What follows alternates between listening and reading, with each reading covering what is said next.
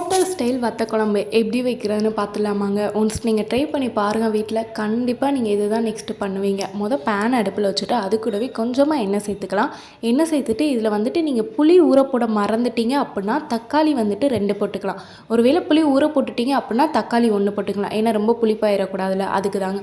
So தக்காளி 1 போட்டுட்டு கொஞ்சமாக சின்ன வெங்காயம் போட்டு அதை நல்லா வதக்கிட்டு அது வதங்கவும் அப்படியே அதை தனியாக தூக்கி ஆற வச்சு அரைச்சி எடுத்துக்கலாம். ஆற வச்சதை அரைக்கும் போது வந்துட்டு இது கூடவே வந்துட்டு நம்ம மசாலா பொடியும் போட்டு அரைச்சிக்கலாம். ஒரு சுற்று சுற்றிட்டு அதுக்கப்புறம் வந்துட்டு மசாலா பொடியும் கொஞ்சமாக தண்ணி சேர்த்து அரைச்சோம் அப்படின்னா நல்லா இந்தளவுக்கு பைன் பேஸ்ட்டாக வரும்ல, அப்போ வந்துட்டு அதை தனியாக எடுத்துக்கலாம். உங்களுக்கு உரப்புக்கு தகுந்த மாதிரி நீங்கள் போட்டுக்கலாம். நாங்கள் 3 டீஸ்பூன் வந்துட்டு போட்டிருந்தோம். இது எல்லாத்தையும் போட்டு நல்லா சூப்பராக அரைச்சி வச்சுட்டு அதுக்கப்புறம் அப்படியே வந்துட்டு அதை தனியாக எடுத்து வச்சுக்கலாம். திரும்ப பேன் அடுப்பில் வச்சுட்டு அது கூடவே தாராளமாக நல்லெண்ணெய் ஊற்றிக்கலாம். ஊற்றிட்டு அதுக்கப்புறம் கொஞ்சமாக கடுகு உளுந்த பருப்பு வெந்தயம் இதை மட்டும் போட்டுட்டு நல்லா தாளிச்சிட்டு அதுக்கப்புறம் அது கூடவே வந்துட்டு கருவேப்பிலை மல்லி 2 பச்சை மிளகா அப்புறம் வெள்ளைப்பூடு வந்துட்டு இதில் நாங்கள் ஆட் பண்ணியிருந்தோம். ஒருவேளை உங்களுக்கு அது வேணாம் அப்படின்னா அது ஆப்ஷன் தான். இது வேணாம் அப்படின்னா நீங்கள் வந்துட்டு எடுத்துடலாம்.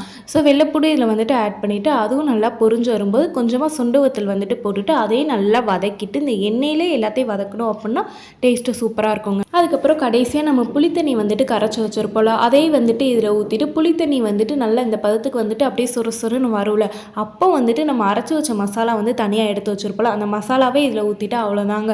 அது கூடவே கொஞ்சோண்டு தண்ணியும் சேர்த்து ஊற்றிடணும். ஊற்றிட்டு அது எல்லாமே நல்லா கொதிச்சு வரும் தெரியுமா, கொஞ்சம் நேரம் மூடி போட்டு மூடி வச்சுருங்க. நல்லா கொதிச்சு வரும்போது வந்துட்டு தேங்காய் ஒரு சில்லு நம்ம அரைச்சி ஊற்றினா இன்னும் டேஸ்ட்டு சூப்பராக இருக்கும். கொஞ்சம் கொலன்னு வரும். ஸோ அதுக்காண்டி தான் வந்துட்டு தேங்காய் அரைச்சி ஊற்றிட்டு லாஸ்ட்டாக எல்லாமே நல்லா சூப்பராக மிக்ஸ் ஆகி கொதிச்சு வரும் தெரியுமா, அப்போ ஸ்டவ் ஆஃப் பண்ணிட்டா அவ்வளோதாங்க முடிஞ்சு. அப்படியே ரைஸ்க்கு வச்சு சாப்பிடும்போது இருக்கும் தெரியுமா டேஸ்ட்டு. உண்மையிலே இது ஹோட்டல் ஸ்டைல் வத்த குழம்பு மாதிரியே இருக்குங்க. கண்டிப்பாக ட்ரை பண்ணி பாருங்கள், சூப்பராக இருக்கும். இதுக்கு சைடிஷ் வந்துட்டு நீங்கள் ஒயிட் உருளைக்கிழங்கு வேணும் அப்படின்னா வந்துட்டு பண்ணிக்கலாம். இல்லை அப்படின்னா நீங்கள் அப்பளம் வச்சு சாப்பிட்டாலும் டேஸ்ட்டு சூப்பராக இருக்குங்க. வீடியோ பிடிச்சிருந்தா மறக்காமல் லைக் பண்ணிட்டு சப்ஸ்கிரைப் பண்ணி